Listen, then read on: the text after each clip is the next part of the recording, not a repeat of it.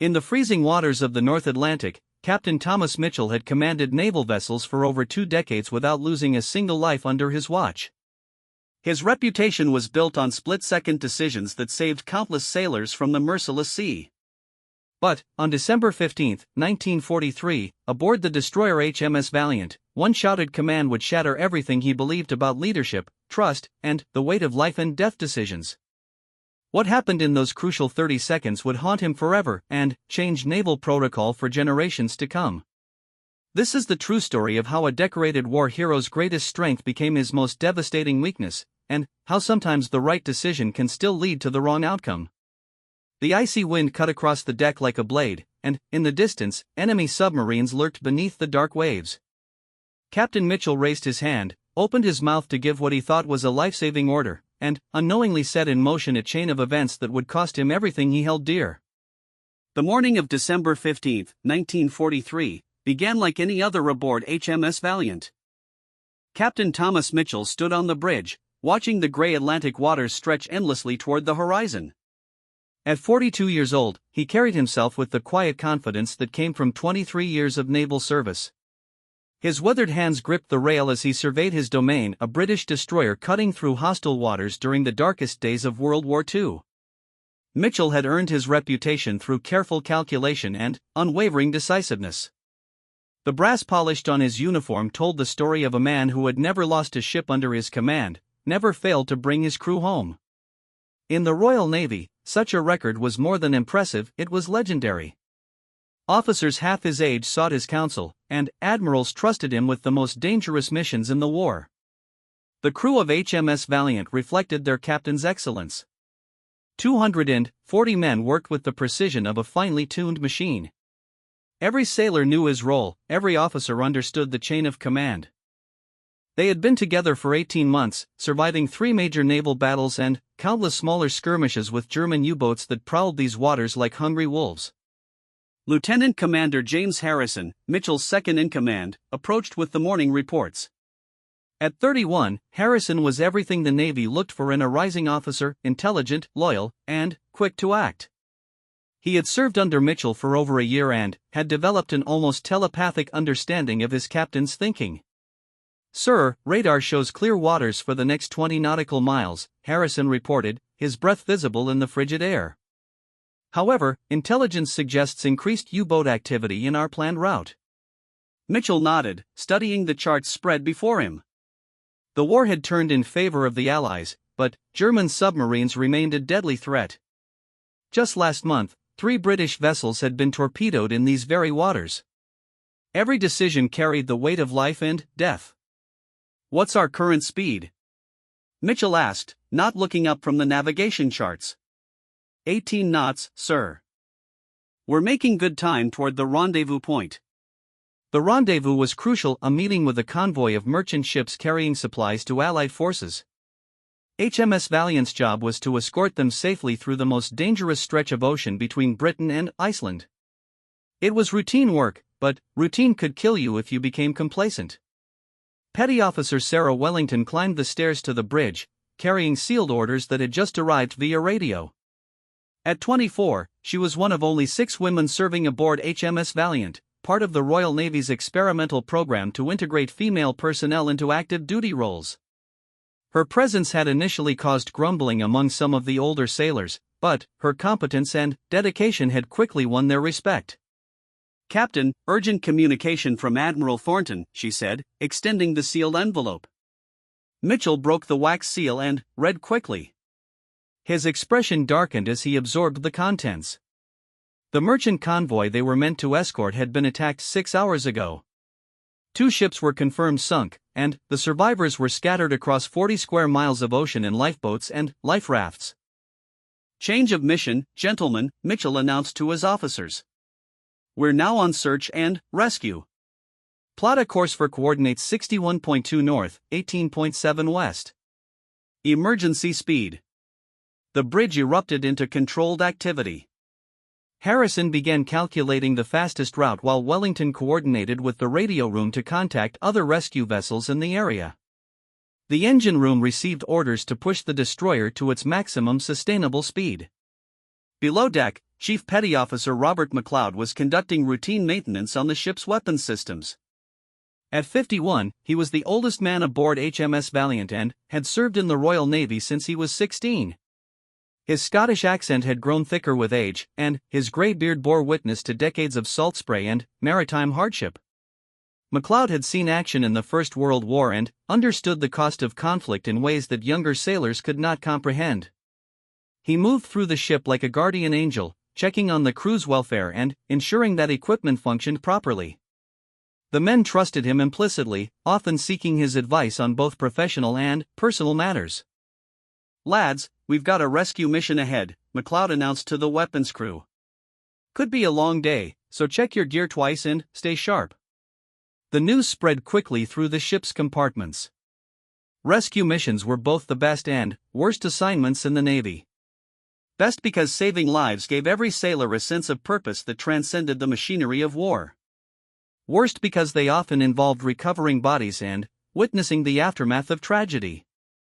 In the radio room, communications specialist David Porter worked frantically to establish contact with any survivors from the merchant convoy.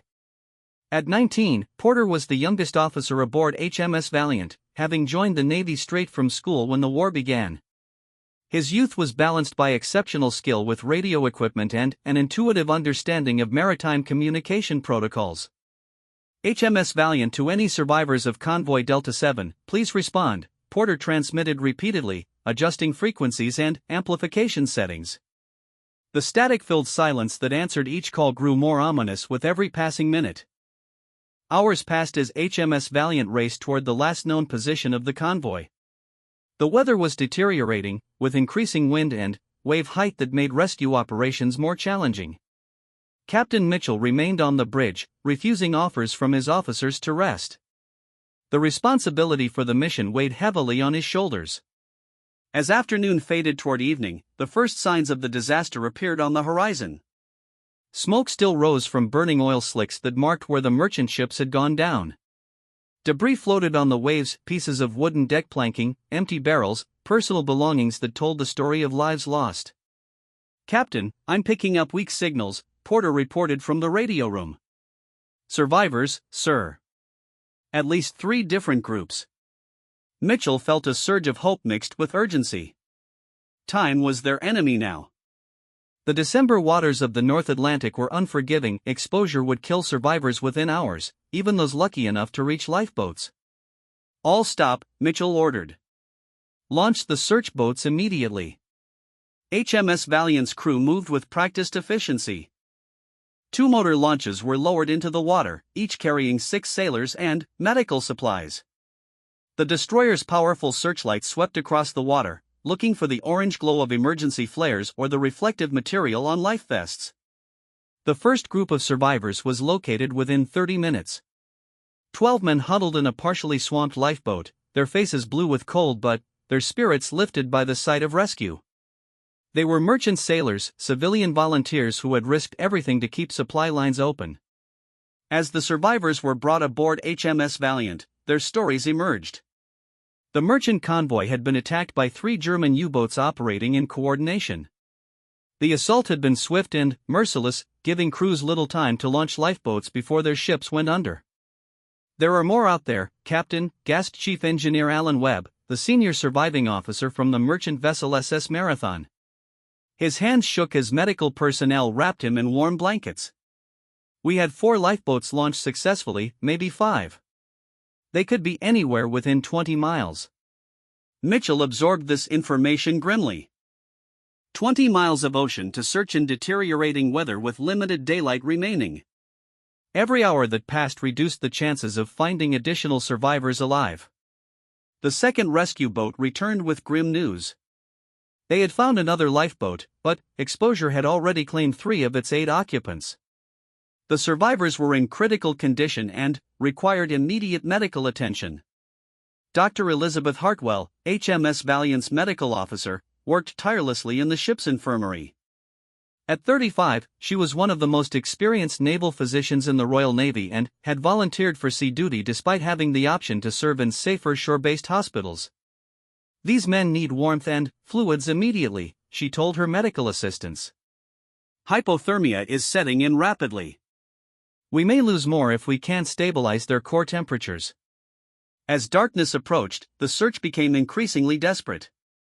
HMS Valiant's radar operators scanned constantly for the small signatures that might indicate lifeboats or life rafts. The ship's lookouts strained their eyes against the growing gloom, searching for any sign of survivors. Lieutenant Timothy Crawford, the ship's navigation officer, approached Captain Mitchell with troubling news. At 28, Crawford was known for his meticulous attention to detail and conservative assessment of risks. "Sir, we're receiving reports of U-boat activity in this area. Intelligence suggests the submarines that attacked the convoy may still be nearby, possibly waiting to target rescue vessels." This was the nightmare scenario that every naval commander feared. Rescue missions made ships vulnerable, requiring them to maintain position and reduce speed while launching boats and recovering survivors. It was exactly the situation that enemy submarines hoped to exploit. Mitchell faced an impossible choice. Continue the search and risk his ship and crew, or abandon potentially dozens of survivors to certain death in the freezing Atlantic. The weight of command had never felt heavier than it did at that moment. Maintain the search, he ordered finally. But increase sonar surveillance and prepare for emergency maneuvers. The crew of HMS Valiant understood the stakes. Every man aboard knew that they were now hunting and being hunted simultaneously. The German U-boats were out there somewhere in the darkness, their crews calculating distances and angles for torpedo attacks. As the night deepened, the third rescue boat discovered the most heartbreaking scene yet. A life raft carrying women and children, passengers who had been aboard one of the merchant vessels traveling to safety in Iceland. Among them was Margaret Collins, a young mother clutching her infant son, both barely alive after 12 hours in the open water. The rescue brought the total number of survivors aboard HMS Valiant to 37, but Captain Mitchell knew there were still others out there. The merchant convoy had carried nearly 200 souls, and simple mathematics suggested that many remained unaccounted for. The ship's galley worked overtime to provide hot food and drink for the survivors. Cook Sergeant William Barnes and his staff prepared endless pots of soup and tea, understanding that nutrition and warmth were critical for recovery from severe exposure. "Keep it coming, lads," Barnes encouraged his kitchen staff. Every hot meal could save a life. As HMS Valiant continued its search pattern, the tension aboard grew palpable. Sonar operators reported multiple contacts that might or might not be enemy submarines. The ship's weapons systems remained on full alert, ready to respond to attack at a moment's notice. Captain Mitchell had not left the bridge in over 14 hours. His officers urged him to rest, but he refused to abandon his post while survivors remained in the water. The responsibility for every decision, every life, rested squarely on his shoulders. The night was far from over, and the most crucial test of his leadership still lay ahead. In the darkness surrounding HMS Valiant, dangers lurked that would soon force Captain Mitchell to make the kind of split-second decision that defined careers and haunted men for the rest of their lives. Unknown to everyone aboard the destroyer, German U-boat commander Klaus Richter was watching them through his periscope, calculating the perfect moment to strike. The stage was set for a confrontation that would test everything Captain Mitchell believed about duty, sacrifice, and the terrible cost of command in wartime. The sonar operator's voice cut through the quiet tension on HMS Valiant's bridge at 0230 hours. Contact bearing 270 degrees, range approximately 4,000 yards. Submerged vessel moving at 6 knots. Captain Mitchell's blood chilled. After 18 hours of rescue operations, his worst fears were materializing. The German submarines that had attacked the merchant convoy were still in the area, and now they had found HMS Valiant. Classification? Mitchell demanded, moving quickly to the sonar station.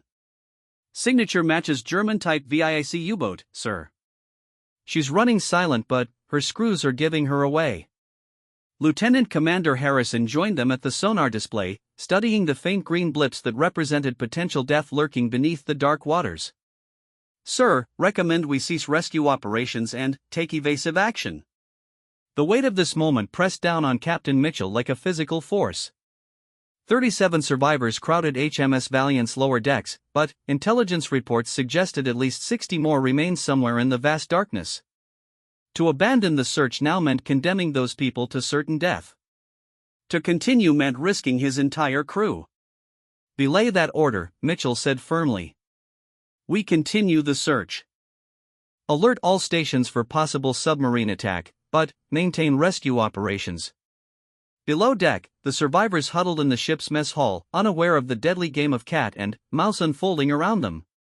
Margaret Collins held her infant son close, watching Dr. Hartwell examine other rescued passengers. The baby had stopped crying hours ago, a concerning sign that indicated severe hypothermia. Doctor, will my boy be all right? Margaret whispered, her voice hoarse from exposure and salt water. Dr. Hartwell checked the child's pulse and breathing. He's stable for now, but we need to keep him warm. You both need to rest. The woman's eyes filled with tears. My husband was on the SS Marathon. Have they found any more survivors? The doctor's expression softened. She had treated enough war victims to recognize the particular grief of someone who had lost everything. The search continues. Captain Mitchell won't give up while there's still hope. 3 decks above, that very determination was about to be tested in ways Mitchell had never imagined. Second contact, the sonar operator announced. Bearing 095 degrees, range 5,000 yards. We're being bracketed, sir. 2 U-boats. The German submarines were positioning themselves for a coordinated attack, using HMS Valiant's predictable search pattern against her. Captain Mitchell realized he was facing one of the war's most experienced submarine commanders, someone who understood that British naval doctrine prioritized rescue operations even at significant tactical disadvantage. Sir, we need to break off and engage, urged Lieutenant Crawford, the navigation officer. If they get into attack position, I'm aware of the tactical situation, Mr. Crawford, Mitchell interrupted. Mr. Harrison, what's the status on our rescue boats? Both launches are in the water, sir. Launch 2 is investigating a possible life raft contact 600 yards off our starboard beam. The timing couldn't be worse. HMS Valiant was essentially dead in the water, her rescue boats extended like vulnerable limbs that could be severed by torpedo attack. The German commanders knew this and were certainly planning their assault accordingly. In the radio room, communications specialist Porter worked frantically to coordinate with other Allied vessels in the area. The nearest destroyer was HMS Courageous, but she was 8 hours away at maximum speed. Other rescue ships were scattered across hundreds of square miles of ocean, each conducting their own search operations. HMS Valiant to any Allied vessels in Grid Square Charlie 7, we have confirmed U-boat contacts and request immediate assistance, Porter transmitted on the emergency frequency. The response was disheartening. Static filled the airwaves with occasional weak signals from ships too far away to provide meaningful support. HMS Valiant was alone with her hunters. Chief Petty Officer McLeod made his way through the ship's lower decks, checking on damage control teams and weapon systems. His decades of experience told him that action was imminent.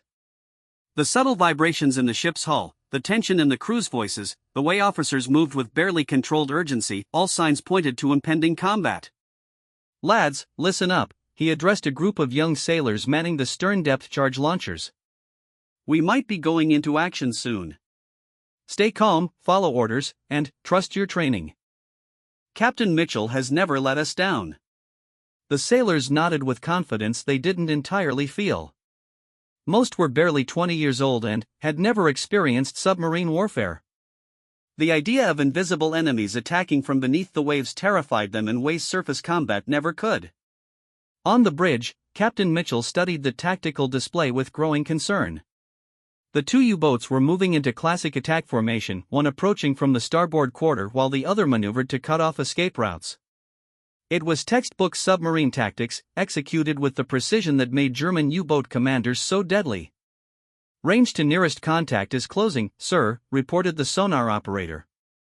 3,000 yards and decreasing. Weapons systems report ready in all respects, added Lieutenant Walsh from the gunnery station.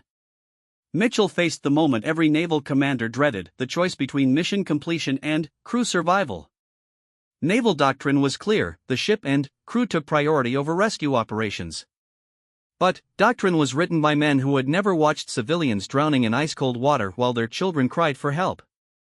"Sir, Launch 2 is signaling," announced Petty Officer Wellington, reading the message lamp from the rescue boat. "They've found survivors. 18 souls in 2 life rafts, including women and children. Request permission to begin recovery." The cosmic irony wasn't lost on Captain Mitchell. At the moment when enemy submarines were closing for attack, his crew had found the largest group of survivors yet. To order the rescue boat back now would mean abandoning 18 people who had endured 12 hours in the freezing Atlantic. "Permission granted," Mitchell ordered. "Tell them to work fast." Lieutenant Commander Harrison stared at his captain in disbelief. "Sir, with respect, we can't maintain position much longer. Those U-boats will be in torpedo range within minutes." "I'm aware of the situation, Mr. Harrison. But, we don't abandon civilians while they're still breathing." The tension on the bridge became electric. Every officer present understood the magnitude of the risk Captain Mitchell was taking. HMS Valiant was a sitting duck, her rescue operations making her vulnerable to attack from multiple directions. Far below the surface, German U-boat commander Klaus Richter watched the British destroyer through his periscope. At 34, Richter was one of the Kriegsmarine's most successful submarine captains, with 16 Allied ships to his credit. He understood psychology as well as tactics and knew exactly what the British captain was thinking. "Target remains stationary," Richter told his torpedo officer. "Range 2,800 meters and closing. The British are conducting rescue operations." Richter's executive officer, Lieutenant Heinrich Müller, checked his calculations on the attack computer. "Perfect firing solution, Hercule. Recommend immediate attack." But Richter hesitated. Something about this situation bothered him. HMS Valiant was a capable destroyer with an experienced crew. No competent captain would maintain such a vulnerable position unless circumstances were extraordinary. The British were either setting a trap or faced with an impossible choice. "Load tubes 1 through 4, Richter ordered. "But, hold your fire until I give the command." On the surface, HMS Valiant's rescue boats worked with desperate efficiency. Launch 2 had reached the life rafts and was transferring survivors as quickly as possible. Among the rescued was Thomas Bradley, a merchant marine officer who had kept his small group alive through the long night by organizing shifts to paddle and bail water. "How many more boats are out there?" asked Seaman Peters as he helped Bradley into the launch. "Could be dozens," Bradley gasped, his lips blue from cold. The attack came without warning. Most ships went down before crews could properly launch lifeboats. This information reached Captain Mitchell just as the sonar operator announced that the nearest U-boat had closed to torpedo range. The German submarine was now less than 2,000 yards away, well within the effective range of her deadly weapons. Launch 2 requesting additional time for medical assistance, signaled Petty Officer Wellington. 2 survivors are unconscious and require careful handling. Every second stretched like an eternity. Captain Mitchell could almost feel the German torpedo officer sighting his weapons, calculating speed and bearing for a killing shot. The smart tactical move was obvious: recall the rescue boats immediately and take evasive action. But 18 human lives hung in the balance. "Tell Launch 2 they have 3 minutes, Mitchell ordered. Then, we're moving regardless." The bridge fell silent except for the steady ping of sonar and the distant sound of rescue operations. 3 minutes felt like 3 hours as HMS Valiant remained motionless, presenting a perfect target for submarine attack. "Sir, sonar contact has stopped engines," reported the operator. "She's gone silent." This was it. When a U-boat stopped its engines, it usually meant the commander was preparing to fire torpedoes. Sound traveled differently through water when submarines weren't moving, making it easier to calculate accurate firing solutions. Dr. Hartwell worked frantically in the ship's infirmary, preparing for what she knew might be incoming casualties. Her medical training included treating combat wounds, but submarine attacks often left no wounded, just survivors and the dead. "Clear the main corridor," she ordered her assistants. "If we take torpedo damage, we'll need to evacuate patients quickly." The medical team moved with practiced efficiency, but everyone could feel the tension building throughout the ship. HMS Valiant was balanced on the knife's edge between salvation and destruction. 2 minutes, Captain Mitchell announced to the bridge crew, checking his watch. In the radio room, communications specialist Porter continued broadcasting distress signals, hoping against hope that Allied reinforcements might appear. His young face was pale with concentration as he worked multiple frequencies simultaneously. HMS Valiant to any Allied vessels, we are conducting rescue operations under enemy contact. Request immediate assistance. The response remained disappointingly empty, static, and the occasional distant voice from ships too far away to help. Below deck, Chief Petty Officer McLeod made final preparations for potential combat.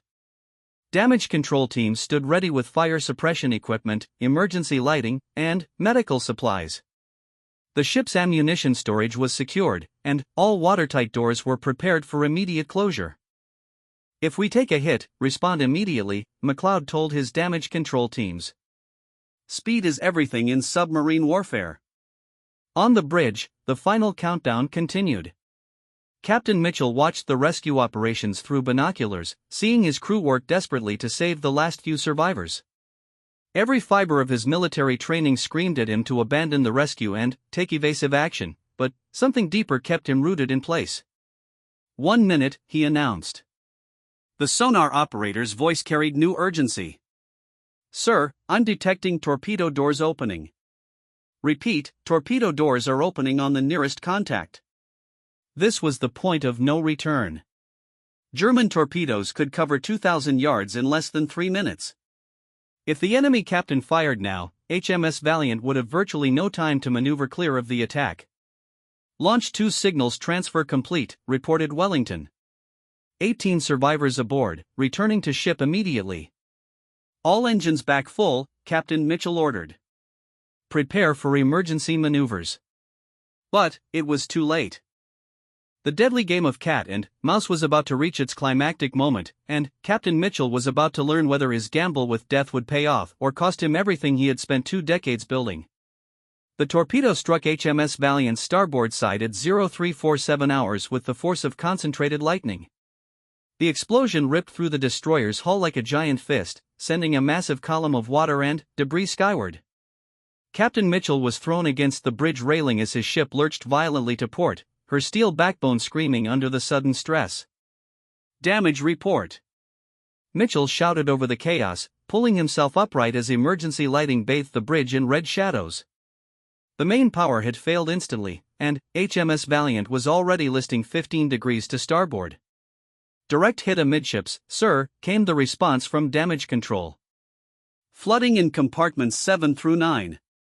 Engine room reports major damage to the starboard turbine. The ship's intercom crackled with Chief Petty Officer McLeod's steady voice, a beacon of calm in the growing disaster. All hands to damage control stations. Seal compartments 10 through 12 immediately. Medical teams to the forward mess, we have casualties. Captain Mitchell's mind raced through the tactical situation. One torpedo had crippled his ship, but German U-boats typically fired multiple weapons in coordinated attacks. HMS Valiant was wounded and vulnerable, her speed reduced to barely 10 knots with enemy submarines still prowling the surrounding waters. Sonar contact bearing 095 degrees, reported the operator, his equipment somehow still functioning despite the chaos. Second submarine moving to attack position. The nightmare was just beginning.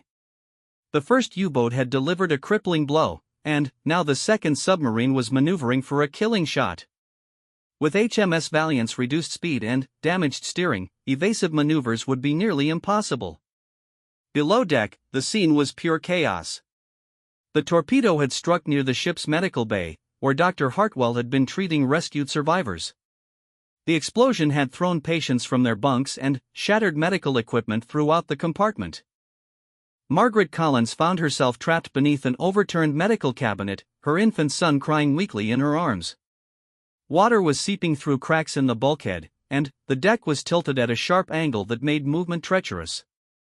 "Help," she called out desperately. "Someone help us." Dr. Hartwell appeared through the smoke and debris, her medical uniform torn and bloodied from flying metal fragments. Despite her own injuries, she immediately began assessing the situation with professional calm.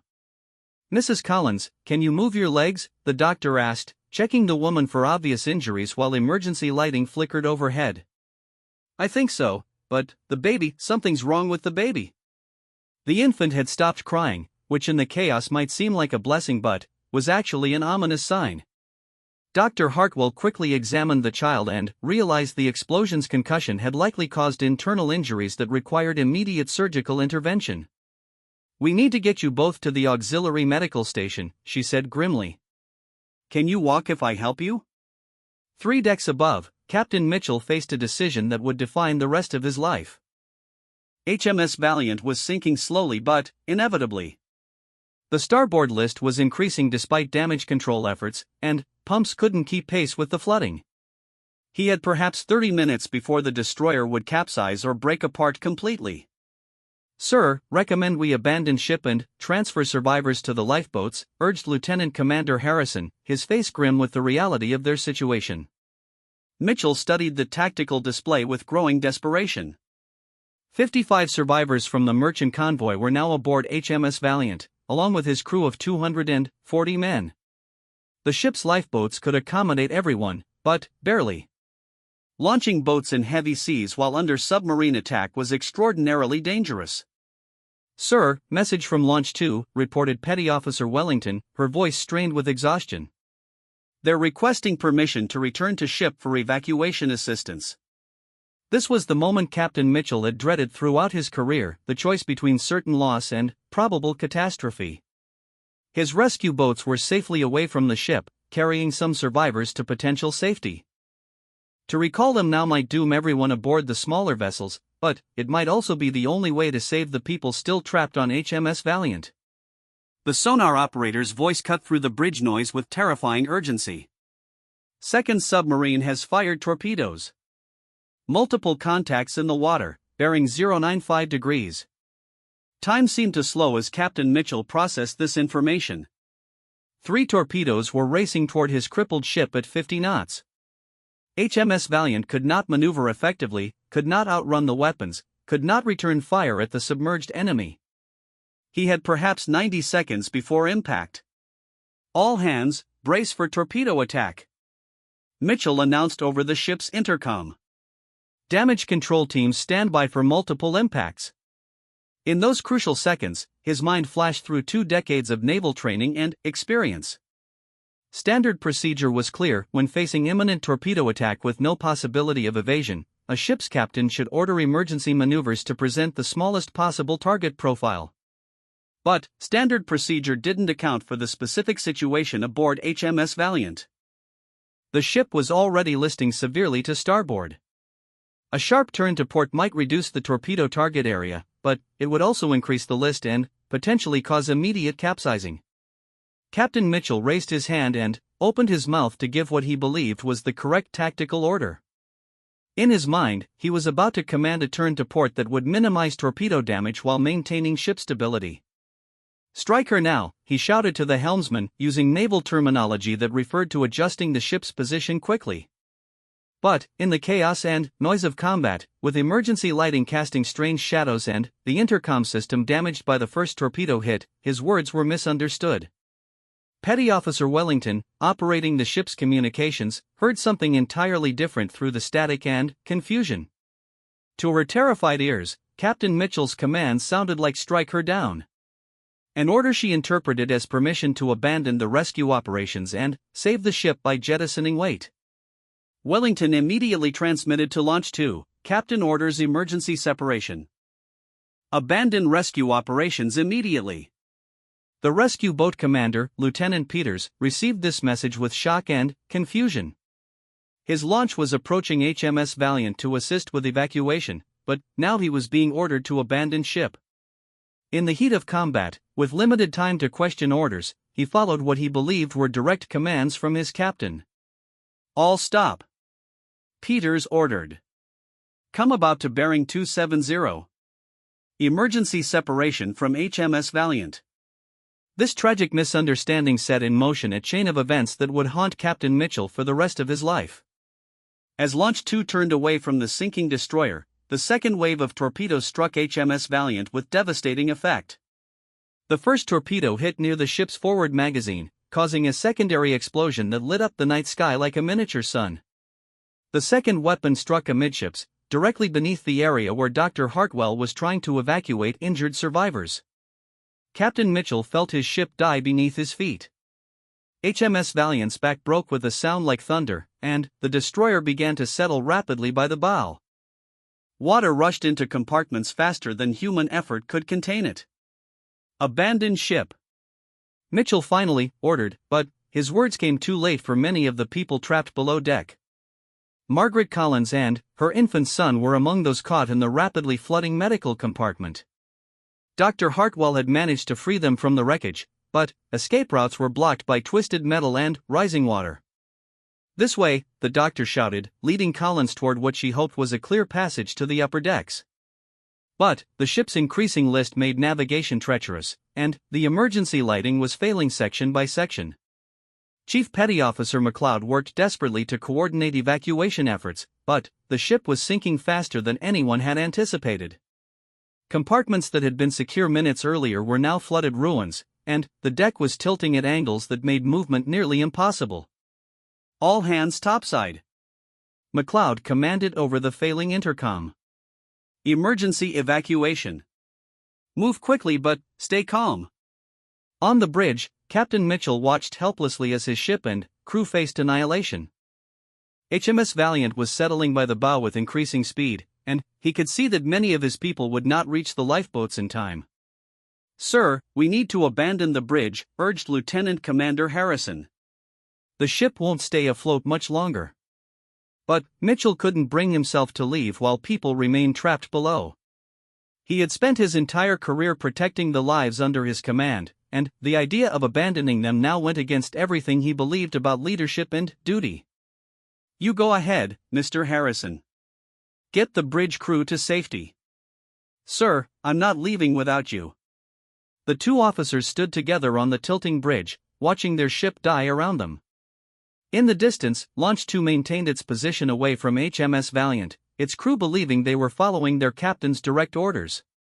The tragic irony was complete. Captain Mitchell's attempt to save his ship had been misunderstood as an order to abandon rescue operations.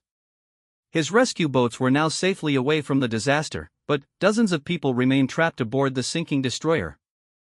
As HMS Valiant's bow disappeared beneath the dark Atlantic waters, Captain Mitchell finally understood the full scope of what had gone wrong. His shouted command had been misinterpreted in the worst possible way, leading to a decision that would cost dozens of lives. The ship's final moments were approaching, and, with them, the end of Captain Mitchell's illustrious naval career. Everything he had built over 2 decades of service was sinking into the freezing depths, along with the trust and respect he had earned through years of flawless leadership. In 30 seconds, one misunderstood command had destroyed everything. And the worst part was that Captain Mitchell knew he had given the right order, it had simply been heard as something entirely different in the chaos of combat. As HMS Valiant's stern lifted toward the sky in her final death throes, Captain Mitchell prepared to go down with his ship, carrying the weight of this tragic misunderstanding to his grave. HMS Valiant's death throes lasted exactly 7 minutes and 34 seconds from the moment the final torpedoes struck. Captain Mitchell counted every second as he watched his ship, his life's work, disappear beneath the black Atlantic waters. The destroyer's bow had already vanished, and now the bridge where he stood was tilting at a 45-degree angle toward the hungry sea. Emergency lighting flickered and died, plunging the command center into darkness broken only by the eerie glow of instrument panels running on battery power. "Sir, the ship is breaking apart." Lieutenant Commander Harrison grabbed Mitchell's arm as the steel deck plates beneath their feet groaned with supernatural force. "We have to jump now." But Captain Mitchell seemed frozen in place, staring toward the water where Launch 2 maintained its distance from the sinking destroyer. Even in the darkness, he could see the rescue boat's running lights, so close, yet impossibly far from the people who desperately needed rescue. "They think I ordered them away," Mitchell said quietly, his voice barely audible over the sound of rushing water and tearing metal. "My God, they think I ordered them to abandon ship." The tragic reality was sinking in along with HMS Valiant. Petty Officer Wellington's misinterpretation of his combat order had created a disaster within a disaster. Launch 2, carrying 18 precious survivors from the merchant convoy, was following what they believed were direct orders from their captain to stay clear of the sinking destroyer. Meanwhile, inside HMS Valiant's flooded compartments, dozens of people were trapped with no way to reach the surface. The ship's steep angle had turned corridors into vertical shafts and made escape routes impassable. Water rushed through breached bulkheads with the force of waterfalls. Dr. Elizabeth Hartwell found herself trapped in what had been the ship's auxiliary medical station, now a tilted chamber rapidly filling with ice-cold seawater. Margaret Collins clutched her infant son while 3 other injured survivors clung to whatever handholds they could find. "Doctor, the baby isn't breathing properly," Margaret gasped, her voice echoing strangely in the flooding compartment.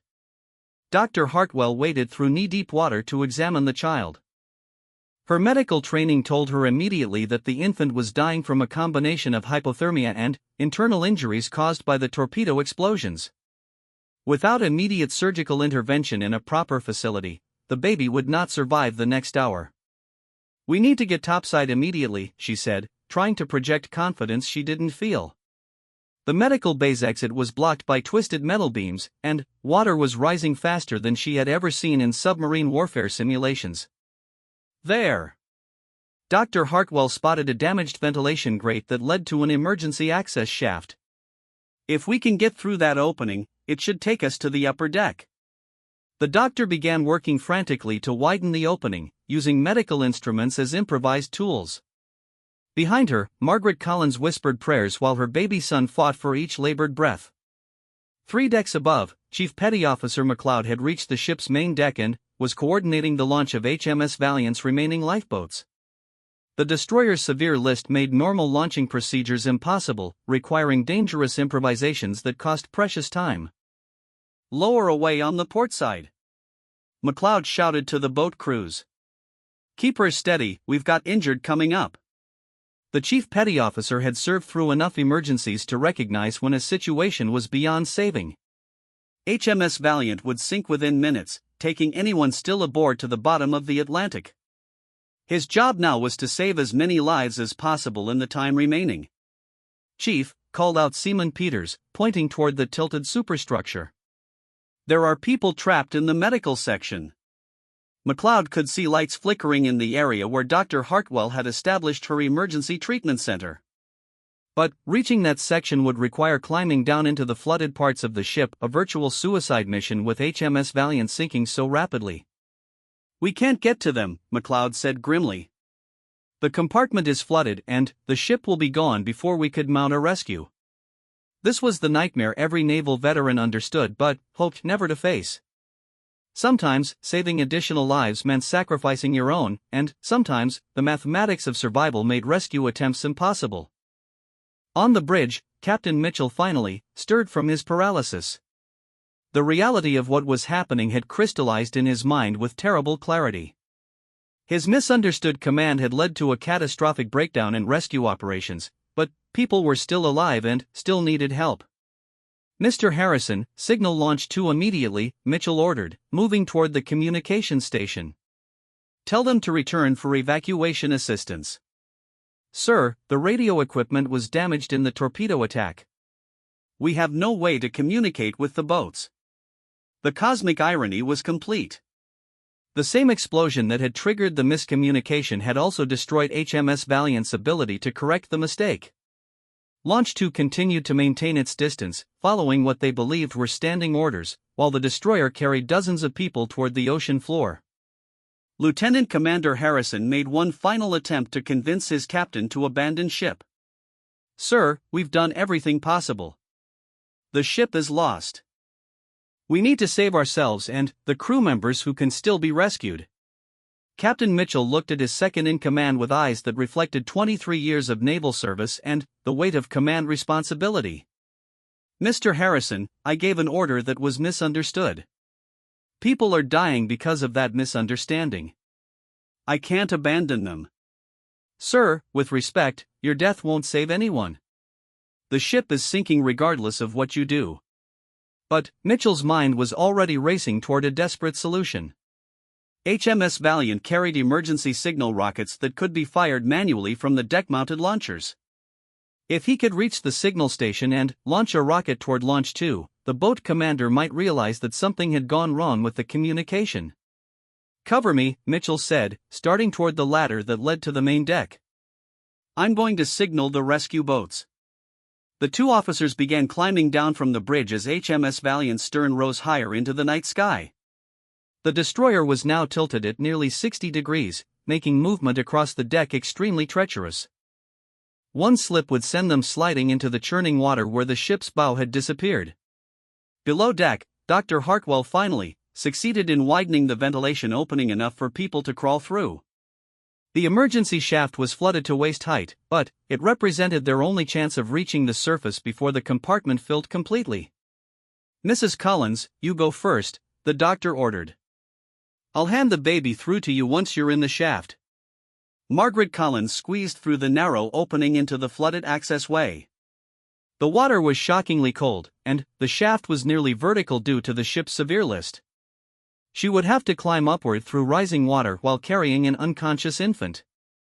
"I don't think I can make it," she whispered, her strength nearly exhausted from hours of survival and terror. "Yes, you can," Dr. Hartwell said firmly. "Your baby needs you to be strong for just a few more minutes." The doctor passed the infant through the opening, then began helping the other survivors climb into the emergency shaft. Each person who made it through the ventilation grate represented a small victory against the larger disaster consuming HMS Valiant. On deck, Captain Mitchell reached the signal rocket station just as the destroyer's list increased to 70 degrees. The ship was entering her final phase of sinking, with the stern rising almost vertically from the water. Soon, HMS Valiant would slide beneath the surface, leaving only debris and survivors in the freezing Atlantic. The signal rocket launcher was a simple device designed for emergency use, but operating it on a nearly vertical deck while wearing a heavy naval uniform and life vest proved incredibly difficult. Mitchell struggled with the firing mechanism while waves broke over the ship's tilted rail. "Sir, the ship's going down." Harrison shouted over the sound of rushing water and grinding metal. "We have maybe 60 seconds. Mitchell finally got the rocket launcher properly aligned toward Launch 2's position and pulled the firing trigger. A brilliant red flare arced across the darkness, trailing fire and smoke as it climbed toward the clouds before exploding in a shower of crimson light. The signal was unmistakable, a captain's emergency distress call that superseded all previous orders.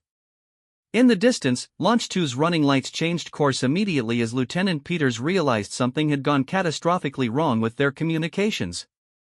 But it was too late for most of the people still trapped aboard HMS Valiant. The destroyer's stern slipped beneath the surface with a final rumble of escaping air and collapsing bulkheads. Captain Mitchell and Lieutenant Commander Harrison found themselves in the icy Atlantic water, fighting to stay afloat as their ship disappeared into the depths.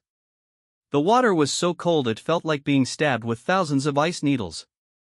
Both men's heavy uniforms and equipment dragged them downward, and the suction from HMS Valiant's sinking created dangerous currents that could pull swimmers to their deaths.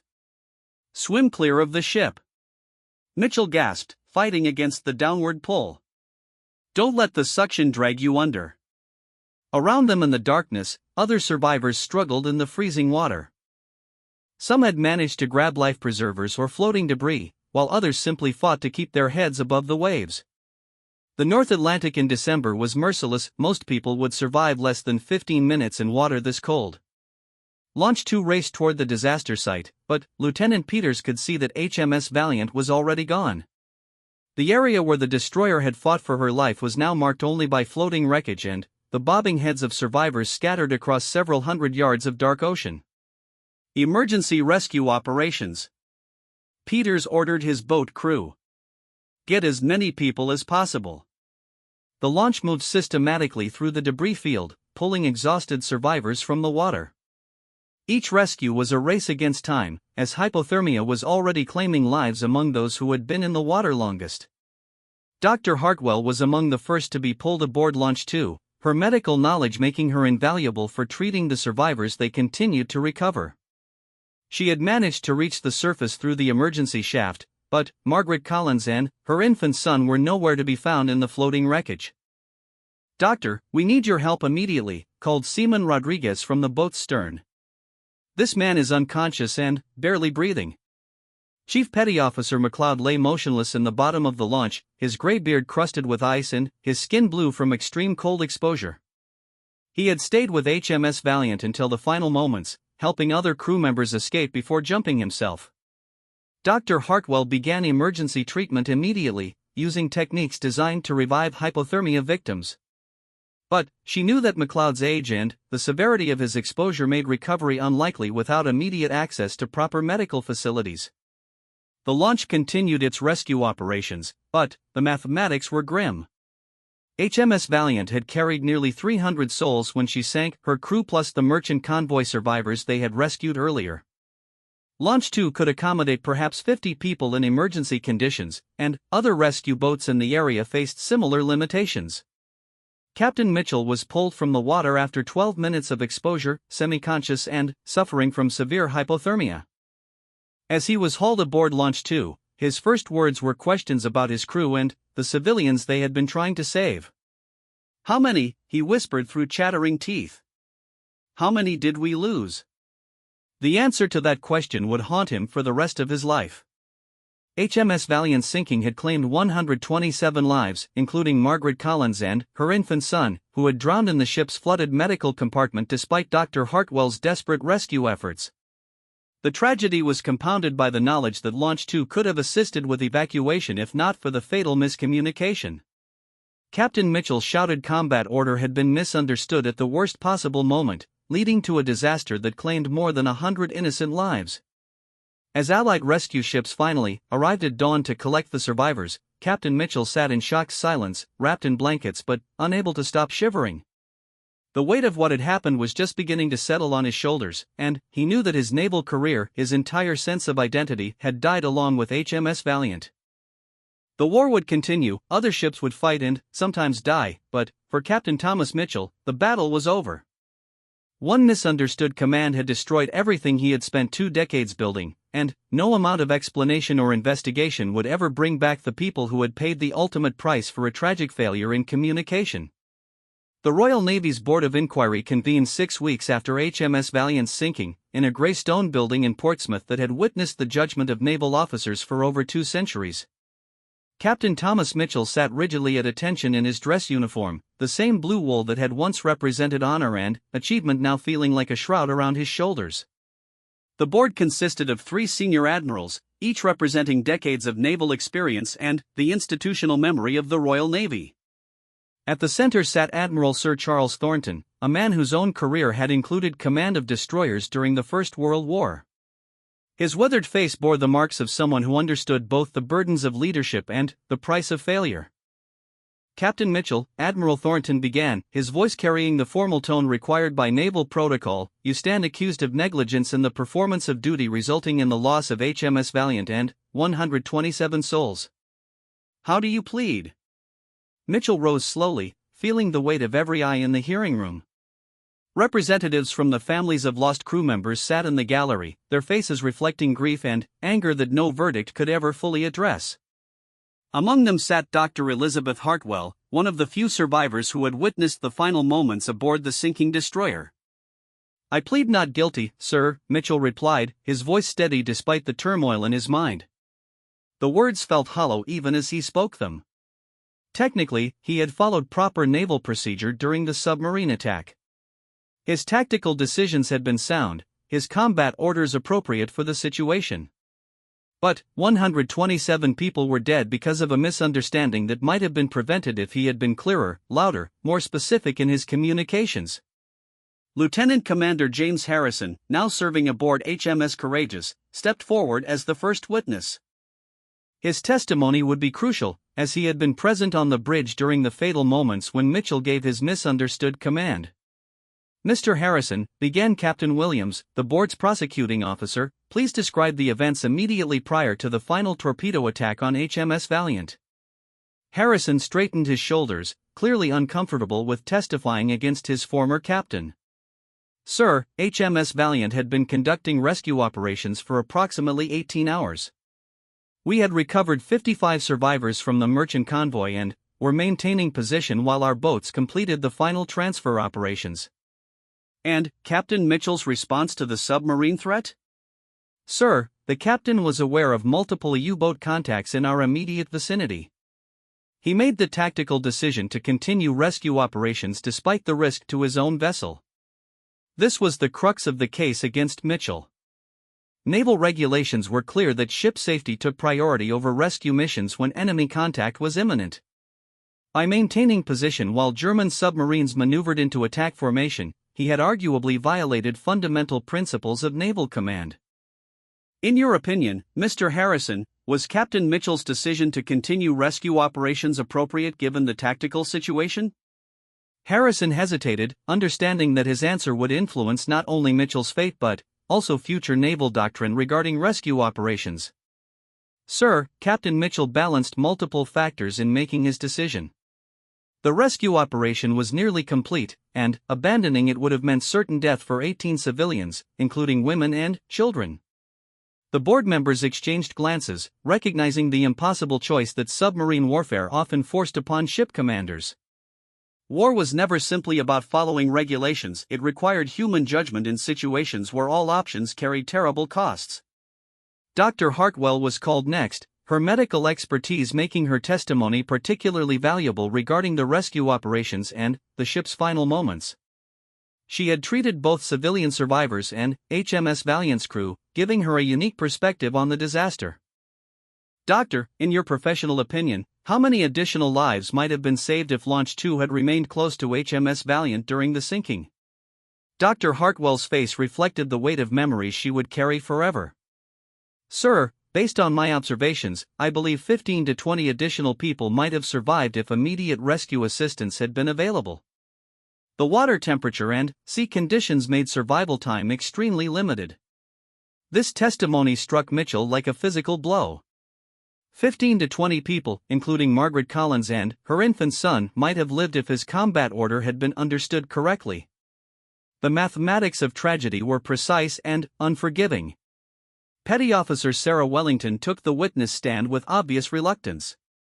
Her role in misinterpreting Mitchell's command made her testimony both crucial and personally devastating. She had spent weeks replaying those fatal seconds, wondering if she could have prevented the disaster through clearer communication. Petty Officer Wellington, said Captain Williams, please describe exactly what you heard Captain Mitchell order during the final torpedo attack. Wellington's voice was barely audible as she recounted the events. Sir, there was extensive noise on the bridge from the first torpedo explosion and emergency systems. When Captain Mitchell gave his order, I heard what I interpreted as strike her down, which I understood to mean abandoning rescue operations. And you immediately transmitted this interpretation to Launch 2? Yes, sir. In the heat of combat, with limited time for clarification, I followed what I believed were direct orders from my captain. The board's senior legal officer, Commander Roberts, asked the critical question that would determine Mitchell's fate. Petty Officer Wellington, in retrospect, is it possible that Captain Mitchell said something different than what you heard? Wellington looked directly at her former captain, her eyes reflecting the same guilt and regret that haunted his own sleepless nights. Sir, it's possible. The combat conditions were extremely chaotic, and communication equipment had been damaged. I may have misunderstood the captain's actual words. This admission created the reasonable doubt that Mitchell's defense counsel had been building throughout the proceedings. If his order had been misheard rather than incorrectly given, then the tragedy became a communication failure rather than command negligence. The German U-boat commander, Klaus Richter, had been captured 3 months after the HMS Valiant incident and agreed to testify regarding his tactical assessment of the British destroyer's actions. His perspective as the enemy commander provided unique insight into Mitchell's decision-making process.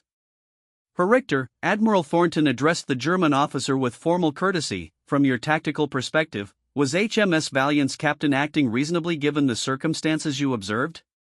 Richter, speaking through a translator, provided testimony that surprised everyone in the hearing room. Admiral, the British captain faced an impossible choice. To abandon rescue operations would have been tactically sound but morally questionable. To continue rescue operations was morally correct but tactically dangerous. In war, such choices define the character of commanders. And your assessment of his final combat maneuvers? The captain attempted appropriate evasive action given his ship's condition and position. His tactical response was correct, though circumstances made success unlikely regardless of his decisions. This testimony from the enemy commander carried significant weight with the board. If even the German submarine captain acknowledged that Mitchell had faced impossible choices and responded appropriately, it suggested that the disaster resulted from war's inherent chaos rather than command failure. The final witness was communications specialist David Porter, whose radio logs provided a minute-by-minute record of HMS Valiant's final hours. His testimony established the timeline that would determine whether Mitchell's decisions fell within acceptable parameters for naval command. Specialist Porter asked Commander Roberts, based on your communication logs, how much time elapsed between the detection of the second submarine attack and Captain Mitchell's final order? Porter consulted his carefully preserved logs. Sir, approximately 43 seconds elapsed from sonar detection of incoming torpedoes to Captain Mitchell's final command. And, in your experience, is 43 seconds adequate time for a ship commander to assess multiple tactical options and issue appropriate orders? Sir, 43 seconds is extremely limited time for complex tactical decision-making, especially aboard a damaged vessel under active attack. The board recessed for deliberation, leaving Mitchell alone with his thoughts and the weight of weeks of testimony. Everything that could be said had been said, every perspective had been examined, every detail had been analyzed. Now 3 senior admirals would determine whether his naval career would end in disgrace or with the understanding that some tragedies transcended individual culpability. Dr. Hartwell approached Mitchell during the recess, her presence representing both comfort and painful reminder of what had been lost. Captain, I want you to know that everyone aboard HMS Valiant understood the impossible situation you faced. Your decision to continue the rescue operation saved 55 lives, even though it cost others. But, those others, Mitchell replied quietly, including Mrs. Collins and her baby. They died because of a misunderstood order. How do I live with that? The same way every commander lives with the casualties of war, she answered. By understanding that perfect communication doesn't exist in combat, and that sometimes tragedy occurs despite our best intentions. When the board reconvened, Admiral Thornton's expression revealed nothing about their decision. The families of lost crew members leaned forward anxiously, hoping for justice that might somehow diminish their grief. Captain Mitchell, Admiral Thornton announced, this board finds you not guilty of negligence in the performance of duty. However, we also find that command failures contributed to the loss of life aboard HMS Valiant. Therefore, you are hereby relieved of sea duty and assigned to shore-based training command. The verdict was both vindication and punishment. Mitchell had been cleared of criminal negligence, but his seagoing career was over. He would never again command a ship in combat, never again face the split-second decisions that defined naval leadership. As the hearing room emptied, Mitchell remained seated, processing the end of everything he had worked toward for 23 years. The Royal Navy had judged him competent but no longer trustworthy with lives at sea. It was a mercy that felt like execution. 6 months later, Captain Mitchell stood before a class of young naval officers at the Royal Naval College, teaching communication protocols and command procedures. His students hung on every word, knowing they were learning from someone who had faced the ultimate test of leadership and survived to share the lessons. The most important thing you must understand, Mitchell told his students, is that clear communication can mean the difference between life and death. In combat, there is no room for ambiguity, no second chance to clarify orders, no opportunity to correct misunderstandings. He paused, looking at the eager young faces before him, and added quietly, every order you give will be heard by someone under stress, in chaos, possibly through damaged equipment. Speak clearly, speak simply, and never assume that what you meant to say is what others heard. The lesson plan called for discussion of tactical decision-making, but Mitchell knew the real lesson was simpler and more profound. Leadership meant accepting responsibility not only for your own actions but also for how those actions were interpreted by others. Command was about more than giving orders, it was about ensuring those orders were understood correctly, even in the worst circumstances imaginable. Years later, HMS Valiant's sinking would be studied in naval academies around the world, not as an example of command failure but as a case study in the tragic complexity of wartime leadership. The incident led to improved communication protocols and clearer procedures for rescue operations under enemy contact. Captain Thomas Mitchell never returned to sea duty, but his influence lived on through the hundreds of naval officers he trained and the communication procedures that bore his name and unofficial naval doctrine.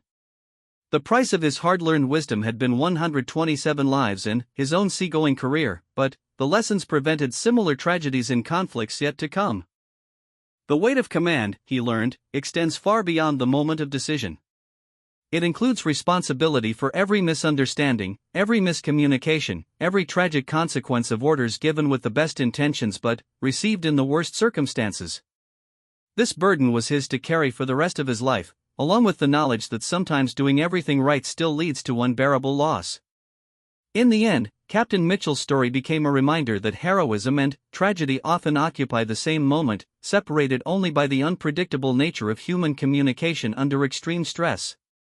His fatal command had been both correct and catastrophically misunderstood, a paradox that defined not only his fate but the nature of leadership itself in the crucible of war.